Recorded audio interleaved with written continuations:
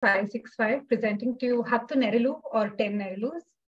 Starting off with our site analysis, which is divided into 4 verticals. Starting off with landscape, the site is located in the Koramangala Chalagatta Lake Valley. In terms of landscape, there is a mix of unplanned or wild vegetation as well as pockets of planned vegetation on site. In terms of terrain, the site towards the east slopes down towards the lake, and the roads from and to Old Madras Road slope towards the central junction and slopes down further north. We've identified the Kasturi Nagar Park and the area above the flyover as potential rainwater catchment points. Coming to our landscape strategy. Landscape varies from light to medium and progresses towards dense landscape towards the lake. In terms of water collection, we've provided recharge pits as well as water filtration and storage tanks throughout the site.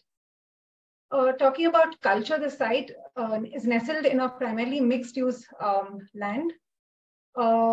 We have the Bangalore One Center towards the north, as well as the Swami Vivekananda Center towards the south, which are major public spots closely proximate to the site.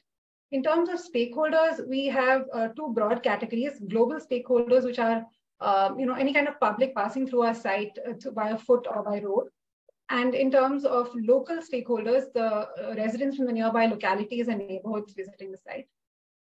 In terms of program, our program responds to the various use cases, various users, and certain issues that the site faces at large. One major intervention is the BBMP shed that is located currently under the flyover has been strategically shifted towards the local neighborhood in an attempt to make sure that it is properly maintained and kept clean. There is also a dedicated zone towards the north of our site for delivery personnel in the form of a rest point. And this is being placed centrally with easy access from both the flyover as well as the service roads. Coming to connectivity, it is very clear that the site currently is largely vehicle first, wherein we have highly congested traffic nodes with fast moving vehicles that ply on the roads throughout the day with very little importance that is given to pedestrian movement and accessibility. So this is kind of addressed in the strategy by viewing the site as a pedestrian first zone, wherein any kind of vehicular movement is seen as an intrusion into this primarily pedestrian site. This connectivity is further enhanced by adding continuous footpaths and zebra crossings throughout. In terms of safety and hygiene, it is very clear that the site suffers from levels of degradation, such as garbage, etc. We have viewed the site in the form of 3 different areas, moving from uprooted, neglected, and highly polluted. In terms of our intervention, providing for various amenities such as public washrooms and dustbins throughout the site would help mitigate the issues caused by pollution. The aspect of safety is kind of treated through various levels. The program itself is designed such that the site allows for a lot of activity to happen throughout the day, keeping it very busy and safe.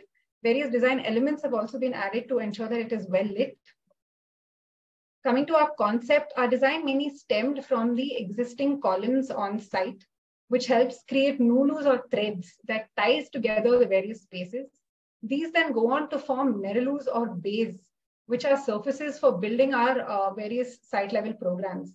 These create or frame these perspective zones for various activities to take place. Nulus translate to these vertical elements in the form of bollards, landscaping, trees, posts, pillars, etc. So after having created the 10 zones for the Neralus, so we have different types of zones for each one of us. We have yoga recreation zones, open schools, dog parks, senior citizens park, flea market, and different scales of gathering space as we move on and see in the master plan. So after having identified the 3 zones as the uprooted, neglected, and the polluted, the master plan took birth from that. The first thing that we tackled was on the south, we closed up 1 lane of the road to include it within the under flyover space, and that allowed this turn to allowed the vehicles to slow down as such, because our overall aim is to make it more pedestrianized, and this turn allows you to do that. And on the north, we introduced a loop road to access the BBMP shed for the trucks in the mornings, whereas in the evenings, that same road top space acts like a parking for the food trucks to park themselves away from the main road. And the shifting the BBMP zone here on the north creates us this large uninterrupted 3.75 acres urban space here at the bay. So we didn't just look at it as on a master plan level at this scale, but rather we looked, as we discussed earlier, there are these 10 bays that we created running from west to east. So that's helped to bring down the scale to a human level, having had 3 subspaces. Like if you say Neralu, 1 would have the BBMP shed, and then the delivery zones, delivery persons parking would be here and resting pot. And the Neralu 2 would have the multi-purpose space for yoga, for hubbas, for music festivals, and then the steps under the flyover, and then another seating space in the lake buffer. Neralu 3 would have the more children's berm and tree climbing zone in the park space, and a vendor space towards the west. Since we didn't want this second main road to become against street vendor infested on the residential side, but rather towards the park side. Then Neralu 4 has a park and nursery with step seating on either side, so that the access is not broken, so that the perspectives that we mentioned before are unbroken from west to east. And then a neon tree in the middle that we'll see further in the walkthrough. And Neralu 5 has a citizens park with their own 1.5 loop around it, which should not be disturbed by the continuous walking path around. And that overlooks the skating park under the flyover. So, and then coming to Neralu 6, we have the dog park, which is cordoned off by the bollards. If they do not want, say, the dogs should run helter-skelter, people are apprehensive about that. Spread across 6 and 7 Neralu is the 2 badminton courts and basketball courts. And then Neralu 8 and 9 has the police watchtower, the orange color one that you're seeing there, which acts like a visual anchor element for the traffic junction and the bus stop there, and also the temporary exhibition space under the flyover. Finally, on Neralu 10, we have a space for people, for a temporary gathering space for the RW meetings, for any demonstrations as such. Coming to the walkthrough, we will be starting from the second main road, abutting the residential area, and gradually move towards the flyover.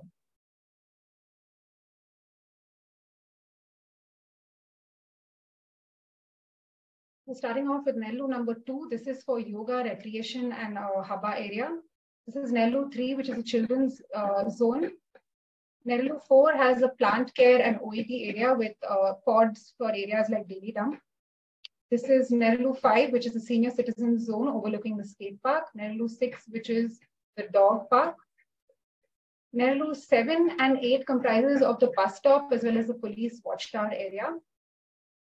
Raised pavement markers as well as painting the roads helps reinforce the concept of pedestrian first area.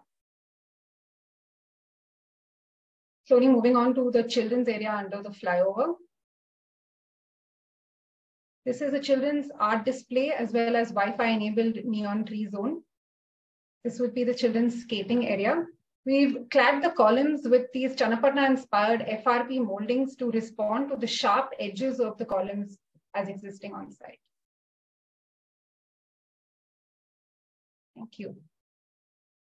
Thank you so much, team. We can open it up to questions.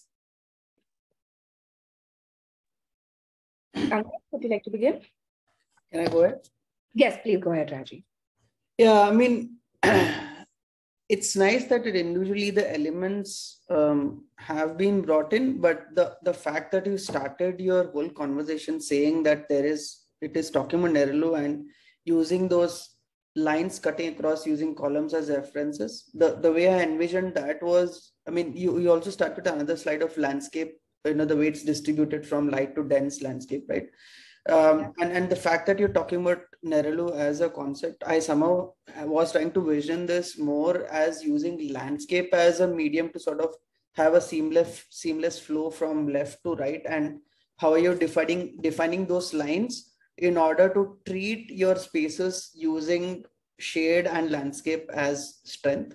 But eventually, for some reason, you know, when you start breaking them into the smaller components, the left side is where you've done a lot of pocket spaces, but then I somehow felt the transition from left to right was completely lost when you moved from your primary concept to actually showing, because if you see the park on the right, it doesn't have any translation of those sections which you're talking about. Eventually it becomes an independent element. So I mean, if you want to take your same concept of columns to the actual translation of design, I was really hoping that if that language could have been translated in some way to the other side of the site, and also using in landscape as a medium to sort of do that. And the other first doubt I had was the roads which you're saying that you want to prioritize pedestrianization there. Is it open to traffic, or you're planning to close it for traffic? So answering the second question, it is open to traffic, but our ideal thing is because of it being painted with the with the surface in that way in this alignment, and with those markers at regular intervals aligned with the columns, we believe that the vehicle would slow down, and it would be like a feeling of intrusion in the vehicle commuters and not in, say, in the pedestrian system. Okay, so if that is the case, I mean, that is the other literal roadblock I have for, while you're assuming that psychologically because of these elements they would slow down, but someone who wants to reach fast somewhere, he would still speeding that up, right? So there are other means to actually create them as heavy traffic slow movement zones, while you facilitate that kind of a movement of pedestrian from left to right. I mean, if you would have explored certain options of materials and design areas which could slow down the traffic, or maybe create alternate loops. I'm not sure how practical that is, where some portion of this, if that would have been restricted to traffic, also would have worked. But if that's not possible, at least there are ways to slow down, not just by paint, but many design ideas and materials. But the crux of the whole point which I was trying to make was, one is if you'd have used landscape as a strength to move from left to right, and even use the underpass of the space under the flyover as a continued space, and using your sort of leading lines from the columns. I mean, I would have seen that as an actual translation of your core idea to the design. I somehow feel that translation into the practical aspect of the design is somewhere getting lost. Yeah, thanks. I'd request other jurors to share their questions, please. Aniruddha is asking about the provision of parking. So we haven't provided for any permanent parking. Only food trucks parking is provided here in the Neralu number 2 on the north. Yeah, and the bike parking for the delivery point. There's no parking given for 4-wheelers or say 2-wheelers. Yeah. Maybe dedicated parking. I'm sorry, I'm coming. Any reason why you're prioritizing food trucks and Swiggy and all these people so important? Is it a need in that area there? Right. Yeah. So since the area such on the left-hand side is harbored by a dense neighborhood zone, we imagine there's lots of zipping around of delivery persons. So, and this is on the flyover. So any delivery person can come down from the flyover, pop in, park, rest, and go out. And even the second main road delivery persons who are entering, they can. That's the reason why we have prioritized. So, okay. One question. Am I audible? Yeah, yes. Yeah. Yeah. So, what is your thinking about the future scenario when the Beninganahalli as well as Beninganahalli metro station coming there, let's say within next 5 years or 3 to 5 years of time, and then Bayappanhalli is on the other side of so this is kind of a conduit, and probably this is going to get used much higher than what it is getting used now. What are the future aspects about the mobility that you have taken care of, or what is the thinking that has gone into it regarding the future scenario of this space? So in terms of future mobility, I mean, as we see right now, also considering the fact that there will be 2 linked metro stations, what is usually common between this is there's a feeder bus usually that connects 2 metro stations. So we've provided for a sort of like a flat urban plaza, which could function as a bus stop. And this space would be like a collection hub, a place for people to stand, like a pedestrian node, essentially, like almost like a signal point, waiting for buses, etc. Yeah. And the place in general, I think, is like a collection pit of people. We've integrated all kinds of activities and possible programs. So this is a good, like a pause space for anyone who's in commute, who's moving from one place to another. Okay, one quick question about what thoughts about the Swami Vivekananda Park, which is existing right now. I don't see anything that you are doing there, like, or what is the thinking behind? Right, sir. So, at least from the technical perspective of the competition, we were told this is an area of influence, so we could not propose any build structure, any strong design elements as such.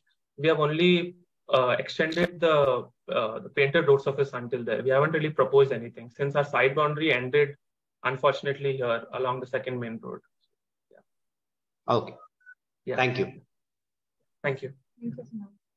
We have time for another question. Ankit, would you like to read it out, please? I can wait if anybody else has a question. Sure. Any other? Aruna, Hemlata, did you have any questions or comments? No, I more a comment than a question. I see a lot of fragmented moments of nice things happening, and then like at the first, Rajiv had a valid point of how is it transitioning from left hand to right hand. I mean, right now I see all of them in isolation. I think there is a greater idea, but I think it's not come through from the segregated functions, and how does it then translate it under flyover, and then it goes to maybe there's that's all. Otherwise, every question has been asked, I think. Again, my question to not just Team Neralu, like Anirudh rightly pointed out, this is going to be one of the, most confluence points once the metro comes up. Then how does this then transform into, catering to that transit is another, not just for Team Neralu. I don't think the last two teams also addressed that. So yeah, just comments, just thinking through. Okay, I will then just, I just have two small things. And how much time is left? Because I can address accordingly. A minute and a half. A minute and a half. Okay, so since you're thinking of this as a pedestrian first space, was there any thinking to get rid of, for example, the road in the center or the road at the rear? The central one in specific, because you are primarily connecting the under the flyover space to the park. Was there thinking to kind of fully pedestrianize it? Because painting on the road, I don't know if you've done this before, but it doesn't last more than a month. So it's a highly tactical measure. It's not at all a permanent measure. In fact, no vehicle slows down just because there's color on the road. And secondly, so we can take that. And the second comment I just want to make that I think I was quite surprised that to an extent, using pillars as a way to organize the space, which is very strange actually as a collective space, is an interesting idea for sure, because it's giving a way to structure the space and also divide and cause many things to happen at the same time. But to me, it actually looked like a highly overstimulated space. Like it's almost like a pop art, and it's not even real. Like I can't ever imagine this implemented because you'll bankrupt BBM. Like it's just the amount of elements that are there, the amount of things that are happening. So just like trying to understand the idea of overstimulated sort of plan on one side, and second, like, did you think about the road sort of becoming pedestrianized fully, if being pedestrian first is your priority? Respond to the first question of this middle road which connects to the flyover. If we wanted to make it completely closed off for vehicles, yes, we did. That's a very ideal situation. But we saw the vehicles movement as a necessary evil, because then those vehicles would start overloading second main road and then loop back near the Bangalore One Center. So yes, our stance would be not to make it for closing off for vehicles, but apart from the tactile measure of painting it, I don't know if it got captured or maybe it got lost in translations. Along those center lines of the columns, those nulu that we talked about also translate as these raised pavement markers, which are these yellow color pucks that are just placed along, which happened nearly 10 times. So that also aids, apart from the temporary painting of the road surface to slow down the vehicles, is what we believe. So that's about the road part. And coming to your second question part about it being divided and using the column center lines to divide it and it being overstimulated, yes, it would appear so, it would overstimulate, but our aim was that it should not just function on a big scale as a big urban space, but dividing into these 10 zones, which vary from 10 to 12 meters in between the columns, which are say 30 to 40 feet. It helps to bring down the scale really. So that was the reason of using the columns as a guiding principle of the concept as such. And along those grids is what these smaller pillars start getting placed for wayfinding boards to help one orient themselves in such a large space.